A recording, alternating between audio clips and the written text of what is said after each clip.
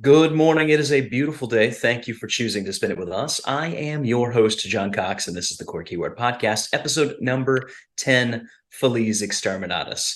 Joining me tonight on the panel is the one and only Bryce Watson. He's here with me. We're together, and nobody else can Emphasis afford. on one and only. Everyone has Yes. bailed this evening. Yeah, Daddy Smurf is getting some reps. He's playing a game with Mr. Schoen this evening. They're getting some of that player-placed practice, and Don has been slain by his job.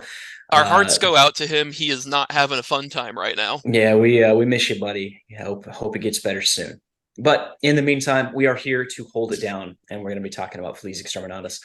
The meta has come around to the point where we have made it through what I would consider to be the beta test version of 10th edition, and we've got our first balance patch and stuff, and it's starting to kind of level out to the point where we can say that this is a reasonable game. And because of that, Mostly, yeah. yeah, because of that, we're able to start doing the content that we are here to do, mainly player pack analysis. So we're going to do a little bit of that today for Feliz Exterminatus, which is the next event that we have coming up that we're all really excited about. It's actually going to be my first GT of 10th. I'm excited for that one. Yeah, we get the Yeah, sisters getting brought out for the first time. that's right. That's time to go. You completely Um, missed the whole wave of people going like, "Oh, I mean, these things are trash," and then a single sisters player tears through half the Art of War team, and people have to go, "Oh, hang on a second. well, and then this last weekend, Vic Vijay goes 5-0 at Coventry with sisters. So, Oh, did he play it's sisters at Coventry?" yeah, he That's did. funny. I've been out of it. I've been following lists. I've been following along with what's going on for Worlds, but I've been taking November kind of off to get a bunch of painting projects done. So I haven't really been followed a lot of tournaments beyond like the really big stuff that's coming up. Yeah, Vic played the 2-day event, not the 3-day event, but he won the 2-day event. So Gotcha. Still good for him. Like that's yeah, impressive. the 3-day event was won by Liam VSL. Yes. So he won LGT and then Coventry and then switched armies for Worlds because he is a madman. Did you see what the name of his list is for Worlds? Huh. So he's playing Death Guard at Worlds. Okay. The title of his list is Death Guard is a hammer in a meta full of nails. Your timing on that could have been better, man. I just had soda go out my nose. Yep, which it wasn't until recently that was pointed out to me that that is a riff on a comment that was made about Drukhari early into their Codex release of Ninth Edition. Oh, I sure hope not. Yeah, Oh we will no. see. Yeah. Well, in the meantime, Feliz Exterminatus. It is a 60-person grand tournament in St. Roberts, Missouri. It's being hosted by JT himself, Mr. Teets. Does this time of year every year, pretty much.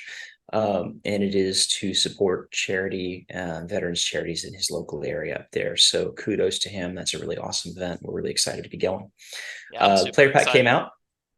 Yeah, the player pack came out a little ways back. I think it was a few days ago, actually. It hit my email at like 8:30 at night. And then our chat stuff started kind of like ding Yeah, ding it ding ding was ding not ding ding. it was late in the evening and I remember because I was already like I was winding down, I was going to bed, and all of a sudden there's the message like Felice player pack dropped, and it's like, well, I'm not going to bed for another 2 hours. Yeah, right. It's like, okay, all right, here we go. Mhm. But it is player placed terrain this year. I understand that it was not last year. I don't know. I didn't go last year. I I also was out of was town. also was not able to attend last year, but that's So exciting. Like we so don't. we're definitely the people to talk about this event. Yeah, right. Yeah. Well, I mean, hey, everybody else, if they are not available, the show must go on. We have to get one of these out for the guys. But player taste, though, we do have some experience with doing play place terrain, so at least we can get into that. The major considerations for this event, right, are going to be who's going, what are they bringing, the terrain, and then from there we can go and kind of build a list. So as far as what we expect to be there. I did a little bit of data mining through the list of players, and I went through some of their data on Frontline Gaming's ITC points site and stuff, and kind of broke down what we would expect generally if the same trend continued out of those players to see at Feliz. And it looks like the way this breaks down is that Space Marines should be about 20% of the meta, 18 to 20%. Chaos Knights should be pretty well represented, about 10%. Orcs at about 10%. Boo. Yeah, right. Chaos Space Marines at 8%. Necrons at 8%. Nids at 8%. Eldari at 6%. World Eaters at 6%. Guard at 4%. Imperial Knights at 4%. T-Suns at 4%. Tau at 4%. And then everyone else fills out the last 8%. So your big five are Marine Super Faction, Chaos Knights, Orcs, Chaos Space Marines, and Necrons are what we can kind of expect to see the most of based on what people going to this event have been playing in the last 6 to 8 months, what's good in the meta right now. I looked at what they've been playing for the last 2 years, but kind of like favored what they've been playing for the last 6 months and what's good right now. So that's kind of, and it's never exactly right, but you get kind of a sense of this could be representative of what you'll see. Yeah. The Chaos Knights being the second most popular after Space Marine Super Faction does mildly bum me out, but I think that's pretty typical with Midwest. I think you see a lot of Chaos Knights out here. You see a lot of knights out here. Well, like Newson and Campbell, and Hmm. so there's a lot of Yeah, guys that are just night stands that just that's what they play. absolutely. And like Eldar dropping to 6% is, I want to say surprising, but I'm one of the people who's dropped Eldar in favor of a different faction. So I'm contributing to the problem. There were about 10 people that I couldn't pull data on just because they didn't have data available, or Hmm. so it could be a little bit higher than that, and it could be that elves are kind of on the wane right now. They're World so Eaters is the new hotness. they're okay. They're still problematic, right? Like Night Spinners still shouldn't be a thing, and the Incarn is still probably too good. But I think the trajectory I see them going is in December they're going to get hit with the double whammy of rules and points nerfs. When I think at this point, sorry. And I think at this point, if you're building an Eldar list, like you're running out of units real quick in those. So I think the double whammy might kill the faction if GW decides to hit the most problematic parts of that army, which, in my opinion, is Night Spinners and the Incarn. Night Spinners in the Incarn are problematic. Night Yeah, Spinners can just and they're ruin your day. and they're problematic to the point where like you can probably points increase them out of existence, but like if they're still as good as they are rules wise, there'll be lists that still run them. Yeah. Although Night Spinners existing is what's making transport meta happen right now. So Yeah. that's good for world leaders, good for Death Guard, good for sisters, good for everybody that's very transport reliant. I like when transports are good for I do whatever too. that's worth. I think I Yeah. think it makes a lot of fun matches. And mechanized infantry is a fun play style. But Yeah. I will sacrifice it if it means that I never have to play as or against a Night Spinner again. Fair. I think a lot of people would. Yeah. Um, okay. But the player placed for this event, right? There's a few rules that we need to keep in mind when we start talking about that. It says you cannot have a piece of terrain within 4 inches of the center. Okay, so that's the important one, which means that because of the way the objective stuff works, you cannot place a terrain piece in the control zone for the center objective. It just doesn't work out mathematically. So you will never be able to hold the center objective from behind obscuring cover. Right. Uh, all 5 of the missions are 5 objective missions. The missions as they are, let One me of them's pull them not, up real quick. because one of them is create your own objectives. Chosen battlefield with the center objective is fixed. They Yes. addended that, right? So, but it's still 5, I believe. You're only placing 5. Hmm. Each player is going to place 2, and the center objective is fixed. Good. That's nice. So, we are playing in order. Day 1 is missions A, M, and G. So search and destroy, take and hold, crucible of battle, purge the foe, and hammer and anvil sites of power. And then on day 2, they are both sweeping engagement. It's the ritual, everybody's favorite. Hooray! Yeah, Yeah, and hooray. and take and hold. And the day 2 missions, the ritual is played on scrambler fields. as the special Hooray. rule. Yeah, and then take and hold is the chosen battlefield. It's the one with the player Hur- placed objectives. So Hooray. yeah, the finals is going to be really strange. It's wonky, yeah. Take and Both on hold, player sweeping placed, engagement. both on sweeping. Well, so this object it's 9-inch cutout, corners, hammer and anvil, corners, corners. Hmm. So you're going to see corners basically 4 times Yeah. throughout the event. Just with the 9-inch cutout being kind of the weird one out there. So it's probably going to turn into hammer and anvil 5 games. Let's be real. I mean, fair, right? Like, Yeah, yeah. yeah. But the terrain type that I have been told to expect generally from people who've been there before is kind of in line with like one large triangle, a medium-sized triangle, a medium-sized square, Do you a have small your rectangle. because we were talking about this before we started the podcast. Do you have those pictures you were sending to me kind of showing as an example of what we were thinking it's going to be? Yes, but I don't know how to send it to you where people would Can be you able to share your screen? see You want to share your it. Oh screen? yeah. Yeah, I could just share the Yeah. tabletop simulator. Um, let's share TTS real quick. Okay. So this is not going to be exactly what it is. I think the Nova L is quite a bit larger than what we're going to be able to actually expect as far as that The corner Nova piece of L terrain. is quite massive compared to what you normally Yeah. see in Midwest boards. Yeah, I think it's going to be like, I don't know, maybe 70% of a Nova L, Yeah. something like that. It's going to be a little bit larger than this corner over here. I would expect it to be a little bit bigger than that. But this board I set up with the rules that they're using, nothing within 4 inches of the center, 5-inch gap between pieces, and then crates and craters can be within like less than 4 inches from the board edge. Just to see how much terrain I could cram on one of these boards using their rules. And you can get a lot of terrain on there. So I don't think anybody's going to have trouble actually getting it all on the board, regardless of how many pieces they give you to use. The pack did say if you can't fit it all, it all has to be placed. So if you cannot fit it all, you have to have a judge come and adjust it for you, which is not the solution you want. Yeah. Try to figure it out yourself. But I would expect like a large corner piece, a medium-sized corner piece, a medium-sized square, a smaller rectangle, 2 crates, and maybe like a crater, right? Yep. And I the do crater expect is going to like, be, yeah, yeah, and you just toss the crater wherever you can fit it. Like, wherever it's not going to be important. Doesn't matter yeah, anymore, just try sadly. to get it out of the way. Yeah.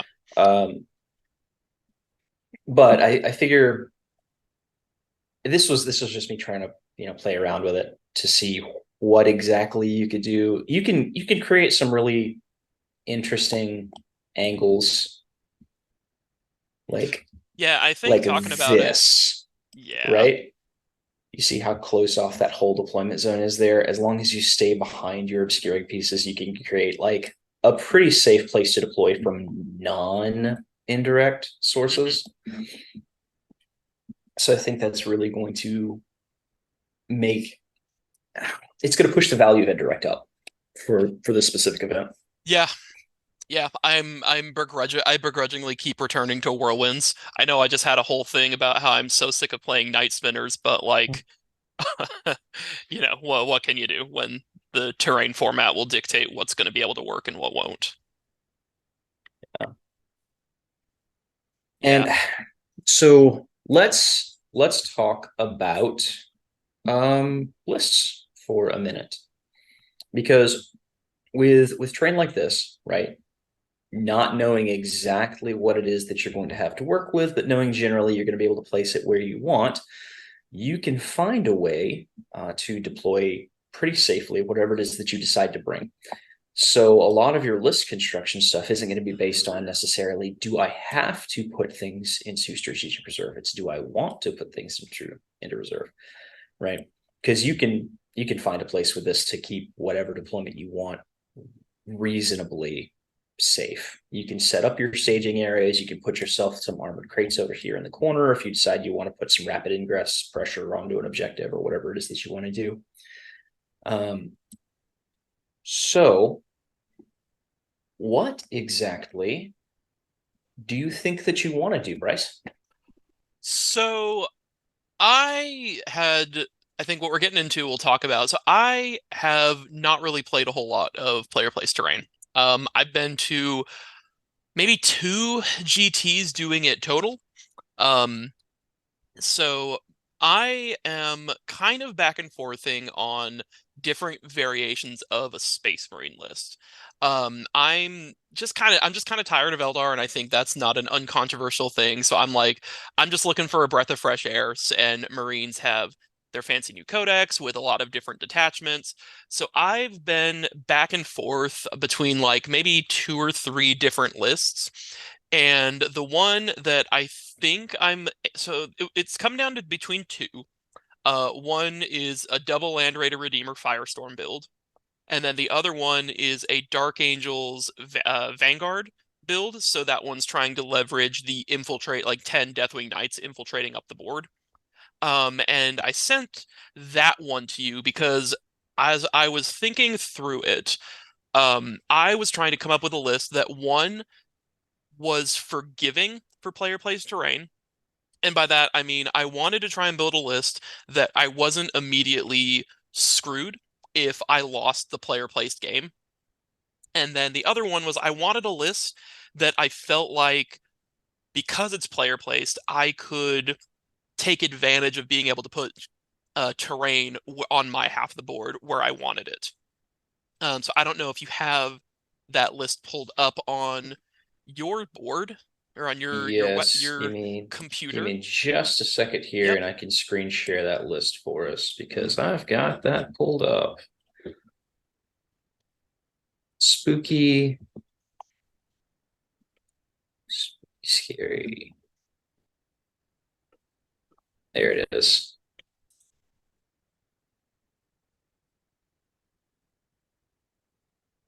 There he is. Share. Okay, so now we can see it. Yes. So I will walk you through the list, and then I will explain my rationale behind some things. Okay. So in the characters slot, you're looking at three. There's a fourth one later, but we will talk about her. So you're looking at Azrael. You're looking at the Chaplain and Terminator armor with the blade-driven deep enhancement, which is the one that lets him infiltrate the unit he's leading. Second. There's a Librarian and Phobos armor. He will be kicking around with some infiltrators. He's got the Vect enhancement. Right. Scrolling it down, there is a squad of Centurion Devastators. So the Vanguard detachment only has one stratagem that really helps your damage output. It's 1 CP, +1 to hit, +1 AP on an infantry-only unit if they are shooting Mhm. something outside of 12 inches. So 6 Centurion Devs, they are the best infantry caddy for that. Um, the big meat of the list, we're looking at 10 Deathwing Knights. Um, they're pretty common. You've seen that in Dark Angel builds all this edition. Getting into some other pieces, we have 3 Inceptors, 3x3. It is less Inceptors than I really wanted. I really was looking at a 6-man plasma really hard, trying to figure out how I could fit it. But in this specific build, having 3x3 helps the mission play on this because I'm thinking it's going to be tactical more times than not, and I'm trying to be flexible in that. A 1 unit of infiltrators, so they're for the Phobos Librarian, 12-inch area denial and making them lone op super huge, screens a huge area of the board. I just think they're an auto take for any marine list that's being built right now. Getting inceptored sucks, so if you can mitigate yourself getting inceptored, it's pretty solid. Only 1 unit of scouts. Again, I would have liked more scouts, but I think one is totally fine. They're 55-point up down unit. And then we have what we're talking about, the 2 whirlwinds for some indirect play. And then the last thing you see there is a Calidus Assassin. So the list has double vect, and it's got 2 up down units and another low knob. So the basic premise of this list is and I'm gonna borrow a bit of terminology from I'm gonna borrow some StarCraft terminology because since Okay. yeah, because since the shop has been closed, I've been watching a lot of StarCraft. So I broke down the deployment or the different maps into the idea of you have your main, you have your natural expansion, and then there's the midfield. So the main point being like that's your home objective. The natural expansion Right. being the first objective in the no man's land you're going to push towards, and then the mid is just the middle of the board. So Right. what I was looking from so for the the different missions, all of them are deployed in such a way that if you have 3 units that can reliably lock down 3 points, you can hold your home, you have a way to go take your natural, and you have a way to lock down the mid, you can pull ahead on primary really solid. And that this I mean it's pretty basic theory, but like each one of these missions doesn't require you to hold really more than 2, and if you can find a way to solidly hold a 3, you get a very big primary lead on all of these missions. So this list is designed to have the whirlwinds will take your home. You can use the librarian infiltrator squad, who can string out and screen a large quarter of your board and tap on your natural. And then using the player, because it's player place, you can position a ruin to where you can infiltrate 10 Deathwing Knights super close up the board to where you can, from pretty much round one, plop 10 Terminators right on the midfield and just go, okay, move them. So they don't really care about doing damage here. They can. They're still Terminators. They'll still brawl in a bit, but their whole shtick is like they want to see that midfield and go, come and take it. Okay, so I'm actually going to switch back to our map here so we can look at this while we talk about it. Perfect. So you're going to put the whirlwinds here. Whirlwinds want to hold. So Whirlwinds, they don't have to be both on, but essentially, like Yeah. Whirlwinds, both of them exist to tap the home point and also kind of screen out the backfield because they're fairly large. Um, your natural would be what I would consider that top left thing there, where that Mhm. either that or the bottom right, both work, but usually I want to have the one that's relatively closer Closest. to your deployment zone. And then the midfield, that is where the Deathwing Knights want to go live. Right. And you have a very bulky, durable unit to go live in the midfield. They're not unkillable, but it's a lot to kill that unit. So what's holding your natural? So my natural is going to be whirlwinds. Your main's your whirlwinds, Sorry, right? Your the home. natural. Yeah. So the natural, the thought process behind that is from basically where your finger point is, you can get Mm, a unit of infiltrators tapping it and then string out in a line kind of back more towards the natural or however, but essentially like they can infiltrate up, they can tap on that. like that Roughly way. like that. So they're tapping there, and then they're also trying to 12-inch deep, like 12-inch deny, essentially that quarter of the board. Yeah. So you could very safely do that, probably, Yeah. as long as nothing comes to punch them. Yeah, which is admittedly a problem because like they're annoying to get to, but like they're just Marines. Like if you get within 12, but functionally they're a hard unit to get to is the hope. Yeah. Well, I mean, with it being player placed, like I said, so Exactly. let's say that they're here, right?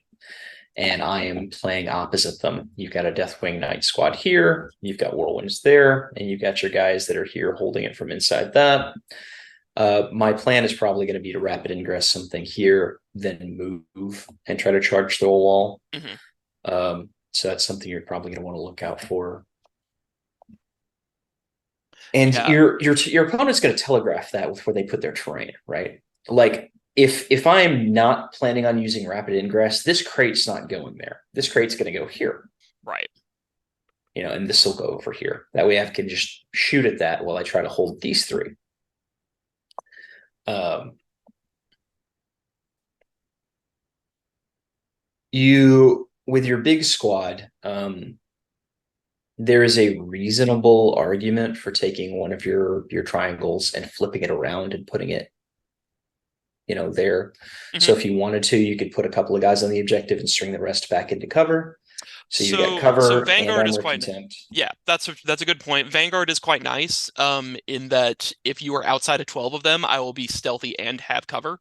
Mm, So I quite yeah, so that's but yeah, it's nice to have it the everywhere, but the Yeah. distances here are, you know, Yeah. to get inside of 12, I just have to be outside this ruin, or, but there's, I don't know, there's a lot that you can do with that unit setup. I wonder about the one big unit of Centurions, So because yeah. like where are you going to put six Centurions that are going to have like a reasonable firing distance with those last cannons? So they're a strat reserve unit. So the Vanguard detachment, first of all, they come out of strat reserve, and then they have the stratagem to put them back into strat reserve. So the best Mhm. version of the Centurions is in Ultramarines, where you can take Uriel Ventress and give them deep strike, so they can come down anywhere they need to each time.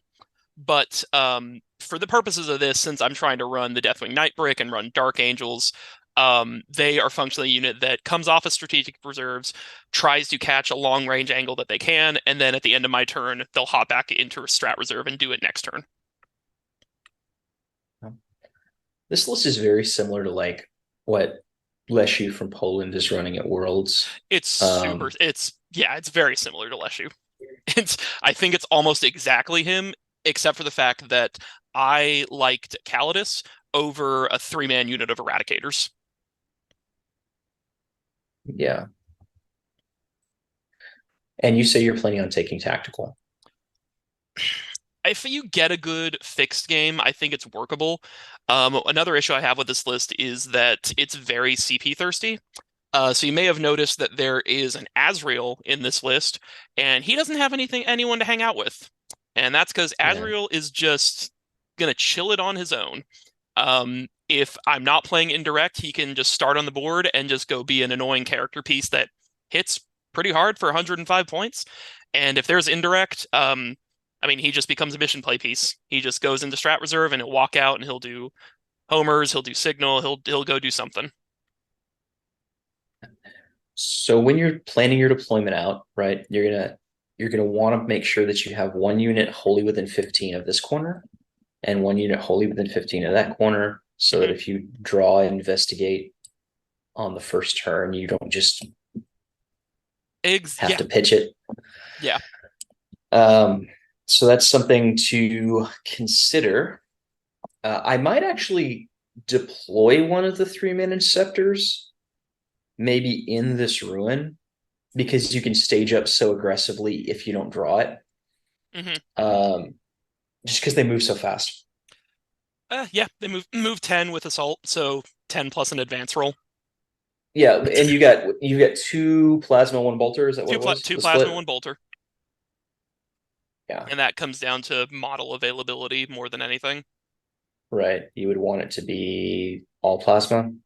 Probably. But I don't mind how I actually quite like having the one unit of bolters. It's just nice to have a bit of that variety. Yeah. Sometimes you don't want to send your plasma in to kill a lone op, and bolters can kill a Calidus a lot easier than plasma is my experience. So you'll probably switch out which of the 3-mans it is that you want to actually deploy. Because you sometimes you'll want it to be the bolter unit because you don't have a super, important use for them. So if you want it to be the plasma unit just so that you have an extra plasma presence, Hmm. and they'll have to live there somewhere. If Azrael's by himself, he can chill down there Yeah, to do the thing, like wholly within 15 of that corner for a minute. yeah. Uh, Azrael exists or to the give me Calidus CP. can. Either or, both of them functionally exist. Like Azrael exists to give me CP, and he can fight off any random skirmish unit that shows up to try and take my home. Yeah. Okay. So let's unlock these pieces here and let's think about that.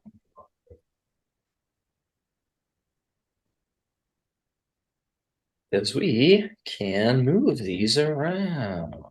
One of these days, you'll have to teach me the tabletop simulator wizardry.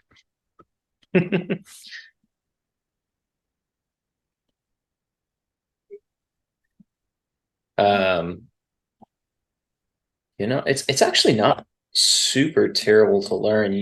Once you just download the map base, 10th edition map base, and then you can download like all sorts of workshop content to take care of whatever it is that you need to do.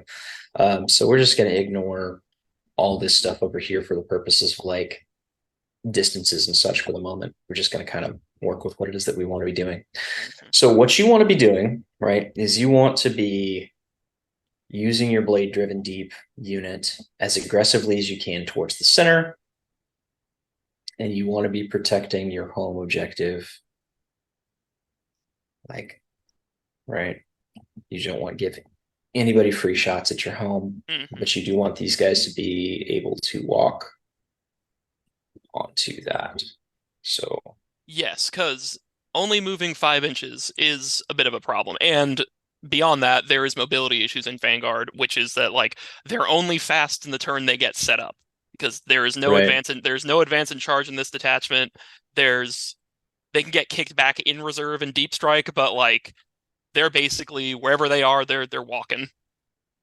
Okay. So there reasonably, we can expect them to be able to walk to the center objective, even if they get night spinnered, because they walk 5, -2 is 3, no advance, so they can walk through that wall and just get there very Mhm. safely. You're probably deploying them right there in that L. Okay. Your next part of your plan was you wanted something over here in order to be able to hold that Yeah, to safely. make hold it safely, make it annoying to have to come try and take. Obviously, if my plan involves just a Phobos Librarian and infiltrators, if you're dedicated to that or you have a really good unit to come out of rapid ingress, you absolutely can kill that unit. But I want to try and position them such where that like if you come and try and kill them, it is very detrimental to your overall composition, right? Like you're gonna lose more than that unit costs is the Right. hope. So there is 12 inches off the corner. So you need to have like a model there vaguely. So you probably want to touch bigger footprint on that piece of terrain. Something like something like that. Hmm. Okay. Um, and then sometimes they'll let you split the crate, so you can probably just like toss a crate in there if you want to like just shore up that corner a little bit, and then use this one down here. Hmm.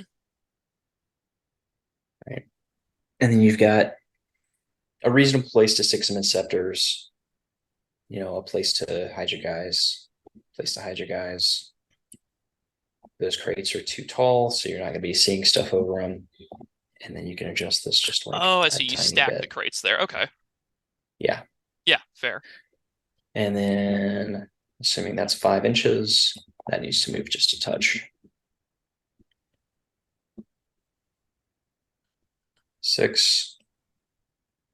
6.8. So just a touch more this way. 5.2, 6.1. Right. Okay. And Absolute so wizard treat. from that angle right there, you've got a very safe back corner just by putting that crate like right there. Yes. And then you can do So, whatever. yeah, I was gonna say there's one more piece there, so probably just try your best to close off that angle so there's nothing directly looking into your backfield. Yeah, well, you've got like Yeah, you can position that for some counterplay as long as you're 4 inches off that edge, and then yeah. this will just go back in the corner, something Because like I yeah. think the other part that I would want to be looking for is potentially keeping sight lines open out of a strategic, because the scent devs are going to be wanting every turn to be up downing off of a board edge to try and catch a favorable shot. But they also don't want to get super close for a couple of reasons. For one, they're 36-inch range on all their guns, so they do Hmm. not need to get close in order to be effective. And then they're another unit that really benefits from being Vanguard and having stealth and cover on all the time if they're outside of 12. Yeah, and you could like this whole angle here is basically open, right? Well, it is because Um, we haven't done the opponent's terrain placement, right? well, no, I'm talking because of the way this sets up, you can basically force there to be an angle on your edge of the board all the way down through there. Because Gotcha. the opponent cannot place terrain past that line I see on what you're your half of saying. the board. Right. So you can always make sure that there's a sight line there if you want one to at least part of the board Sure. that And they if that's can't up where interact the with. And the infiltrators being up there should, in theory, help keep that area clear so I can always I can walk off of that board edge to see. Right. And you can always, always, always have something walk on here and get an angle here. Like they could just Yeah, step on yeah, here, get an angle there. that actually helps quite a lot that you can actually place a terrain feature on the midfield. I think that makes the scent devs better pick for this because it should give them pretty good angles into midfield stuff no matter where, unless I'm losing horribly. I think we can find a way. I mean, if your plan is working, then your terminators are going to be in the middle, and your devs. Hey, we're back. Apparently, that version of Zoom has a 40-minute record timer, not a 45-minute record timer. Yes, our deepest apologies to all three of our listeners that we haven't sprung for the pay version of Zoom yet. Yeah, we'll get around to that eventually. Normally, we would just have our editor fix it. We'll see if he has the time. Our editor might be dead. Our editor might be dead. Might be dead. But since you have come back and we now have another little bit of time here, I've decided that we're just gonna. I've just thrown my sisters list on the board here, so that we can talk about sisters. So Yes, we have, because absolutely. I'm just going to go ahead and deploy it because we've got the time, so we can talk about how it is that you can utilize the train in this format to your advantage. So we got 2 castigators, we've got a couple of rhinos, we got a 10 girl unit of Seraphim with Celestine, we got a Calidus, 10 battle sisters with an Eisenhorn, 10 battle sisters with Palatine Dialogus, the Triumph of St. Catherine, and then way over here inside of those transports, 10 Arcos, 10 Arcos, 10 Arcos, 10 Repentia, 2 Death Cult Assassins, another 2 Death Cult Assassins, 2 Crusaders, and a 5 girl unit of Seraphim with Flamers. Now, I have a very large footprint to deploy, which means that I have to have things inside transports and reserves, regardless of how much terrain I have to work with here. So that's why we've got rhinos, and that's why there's a bunch of stuff over here in the reserve bin.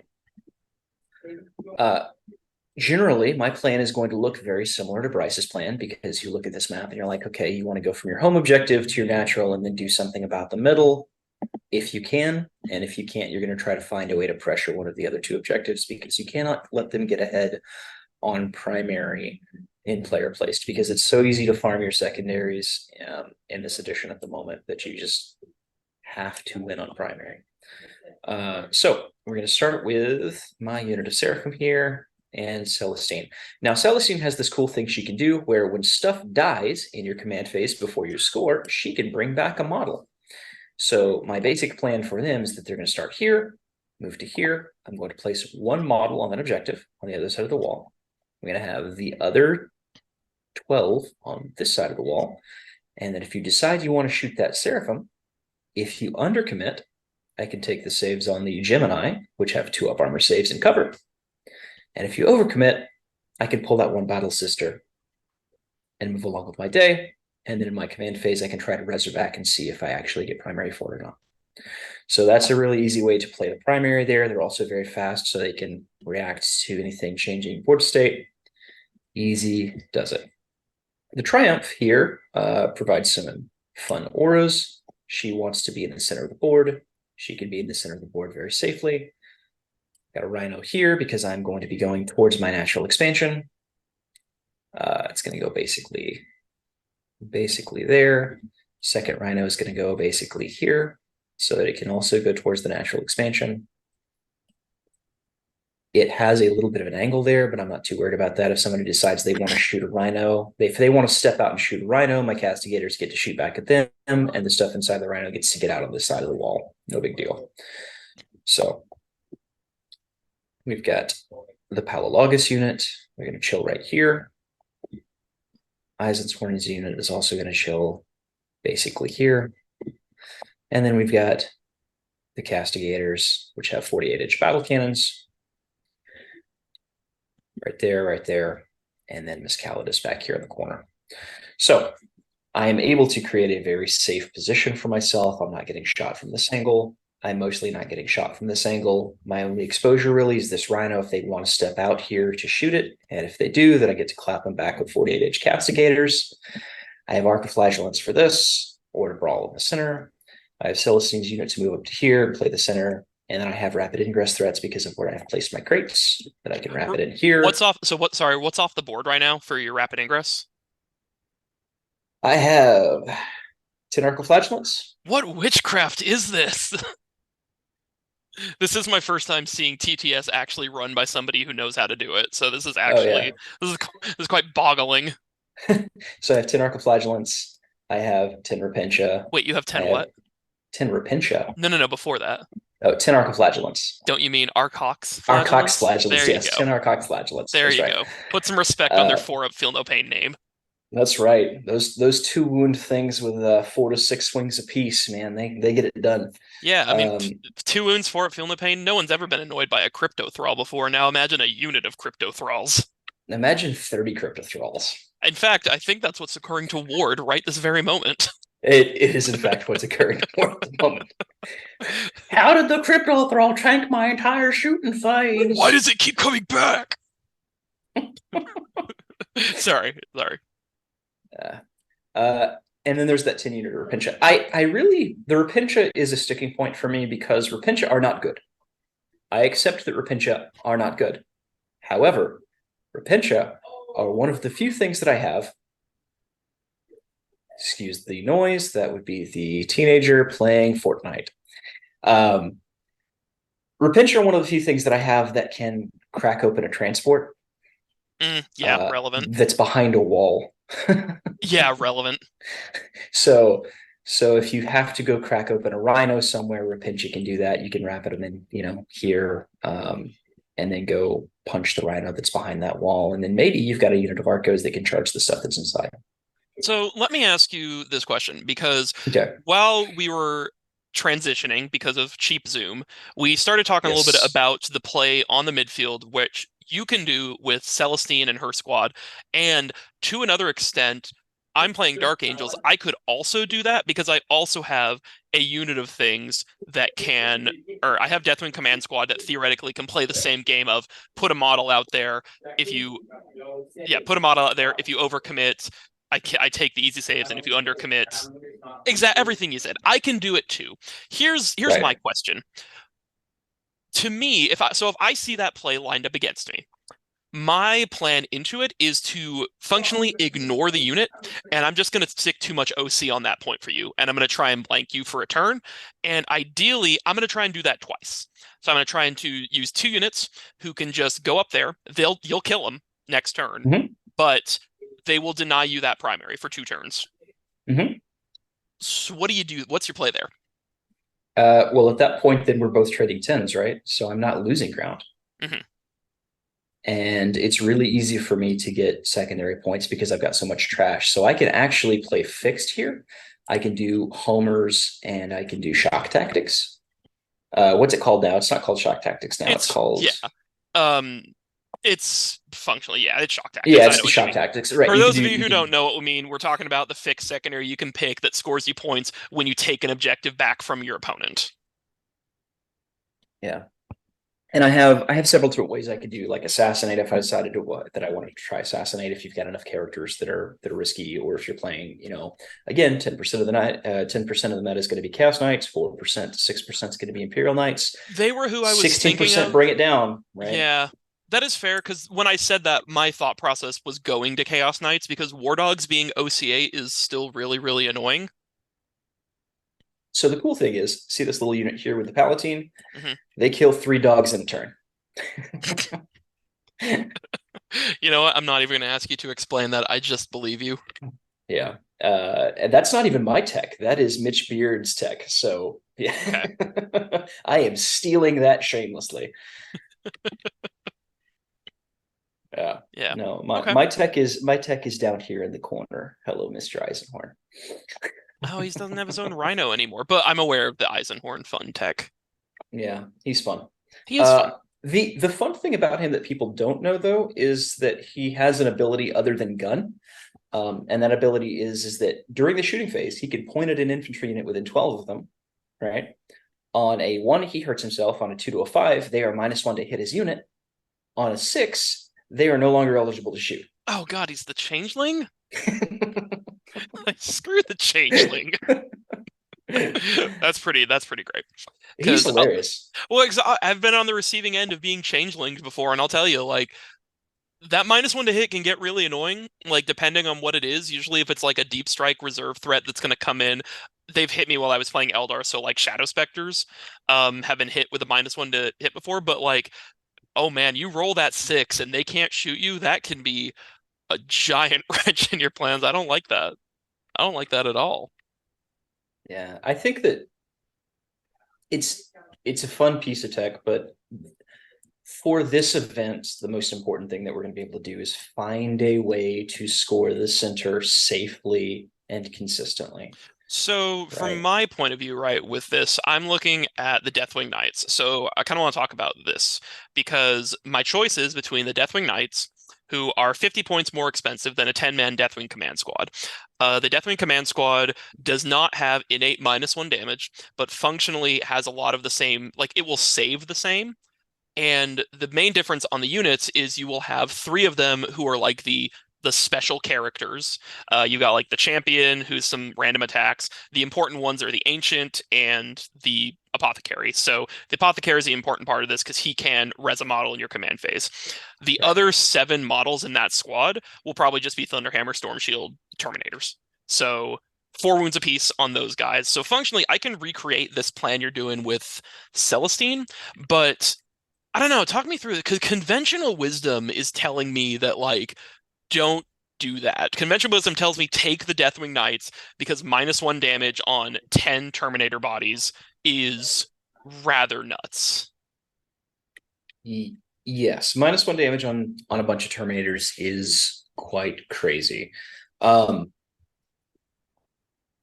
they're OC1. They are OC1.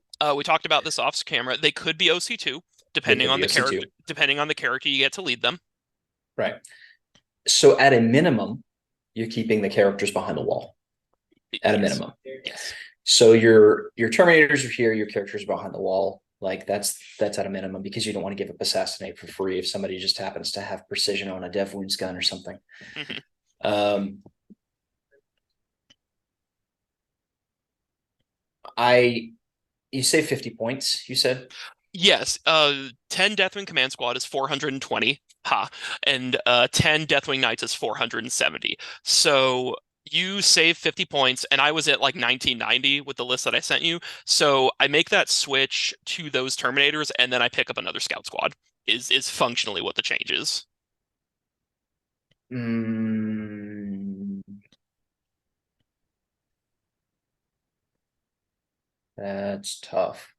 Yeah. So it's is a second Scout Squad and the rezzing bouncing unit. That unit also, the Deathwing Command Squad, that unit could be OC3 per model because you Mhm. can lead them with the Ancient and Terminator armor, and then they have an Ancient part of their squad already. So they're functionally OC3. And Three. hilariously, they depending on how it's ruled that you interact with like if you get battle shocked and your OC becomes 0, are like additions added after that. Yeah. I'm not sure off the top of my head, but like if that's the case, they hold points through battle shock. I don't know how WTC ruled on that. We'll have to I'll have actually to take a read, yeah. look. I will have to read through Yeah, their because thing. it's using for anybody watching, it is using WTC's FAQ. So that's the one to take a Yes, look only at. W yeah, WTC, and also I clarified with this with Teats, the FAQ that's been going around for GW Atlanta, where a couple rulings have been clarified, such as like Big Guns Never Tire not working in Overwatch, and I forget the other one that had to do with like rules that trigger off of units ending a normal move don't occur when you're coming out of strategic, mostly for the purpose of like things that scoot away. So that FAQ is not being Mm. used for this event. So Big Guns Never Tire still works in Overwatch at this event, and a deep striking Inceptor squad will still trigger a Genestealer Colt's Reductus Saboteur bombs. As Woo. yeah, right. But yeah, so that's kind of my interesting the thought process on there, right? Like conventional wisdom says that it is not better to do that because then that unit becomes way more susceptible to damage too. It's still not great. You have 7 4-wound Terminators, so you have 28 wounds, but you're just not you just can my worry with that unit is you just die.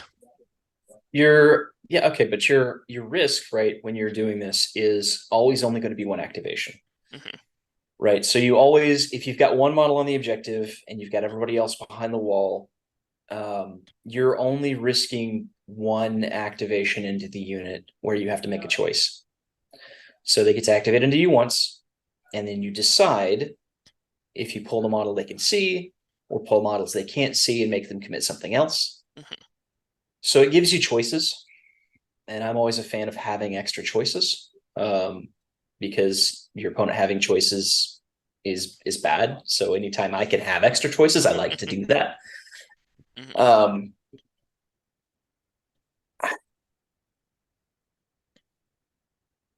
I So the would yeah. say go watch Cali Cup Game 9 Spatho versus Vanilla, Okay. because Spatho was playing the Deathwing Command Squad on player placed. Fair point. I think it's probably a wash either way, Okay. Because the but nicer thing about it, right, is that depending on what you throw on there, because the ancient Terminator armor and the chaplain Terminator armor cost the exact same points. Um, Theoretically, the Deathwing Command Squad with that, if I need to go punch something, does actually hit harder than Deathwing Knights do. Because mm, they're Strength 8, AP 2, Damage 2. So in like the mirror match, if I also play into Deathwing Knights, they're like horrible. But having Strength 8 with a +1 to wound off the chaplain gets me into pretty much any big thing on fours. And then their base AP 2, which kind of helps a lot because I don't have any way of improving the AP on the Deathwing Knight squad. So like there is a bit it's a weird trade-off. I will watch that game. And luckily I do have there is an RTT this weekend, so I have a chance to test it before I have to submit. yeah, yeah, yeah, that's good. And yeah, I might test it with the Deathwing Command Squad because I've never played with them, but I have played with Deathwing Knights, so I'm fairly familiar with what Deathwing Knights are capable of. So it's hmm,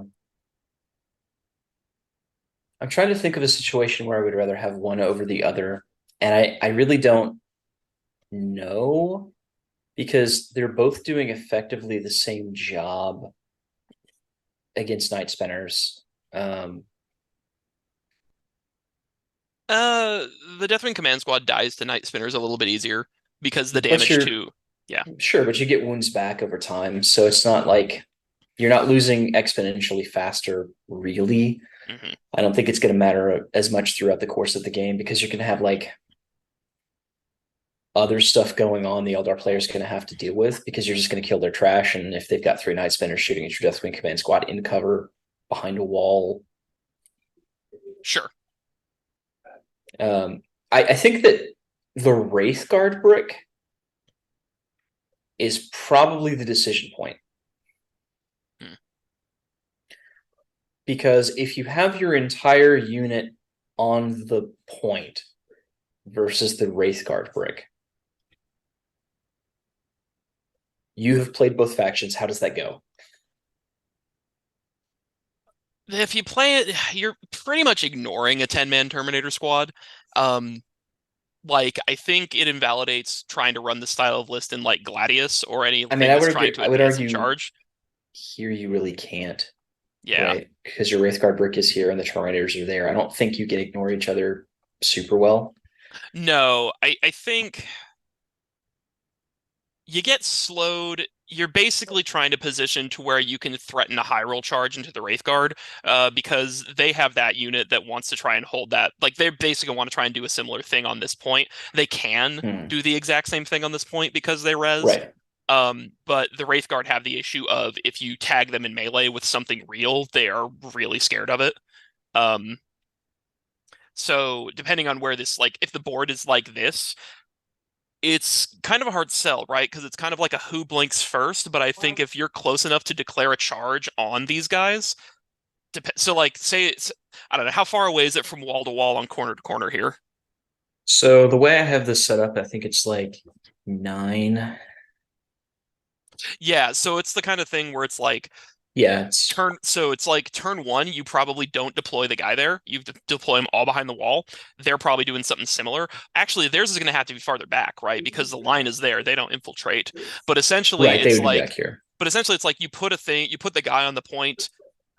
I think they're slow enough that unless they're like super hard phantasming into you to get all 10 in range, they have a hard time on this L getting all 10 to be able to connect. And I think that's the hard part, right? Where if all 10 shoot at the squad, it's probably crippled. Well, Um, see, they can position here, right? Wait to see what you have that has shots on this area, and then if you don't have enough damage pointed at it, they could just phantasm through the wall and take it. they can, but Phantasm happens in movement, you can still charge. So if they're phantasming toward the Terminators, it's probably fine. Sure, sure. I mean, there's so many diverging paths when you know like what phantasm. Yeah, my thought process on it though is that it's like you're hiding enough that they have to see like they have to have all 10 of their guys out in the open to get enough damage through on this. Mm, And if you're threatening like, hey, you're hiding on that side of the wall, it's like an 8-inch charge for me to get there.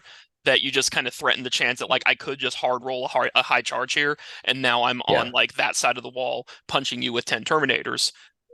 Probably not going to go well for the Wraith Knight or for the Wraith Guard. yeah. I So I think don't know. that that's really the matchup where I think that like your decision point is on, do you want the command squad versus do you want the Deathwing Knights? Well, Is I'll is play it. Eldar? Yeah. Because Chaos Space Marines, They're who damaged. knows, man. The Forge Fiends are damage 3, so the -1 damage. It's still 2 failed saves to kill a Deathwing Knight versus just a Terminator with a Storm Shield. So like, Hmm. yeah, like they have a bunch of damage. They have what do they have damage to in?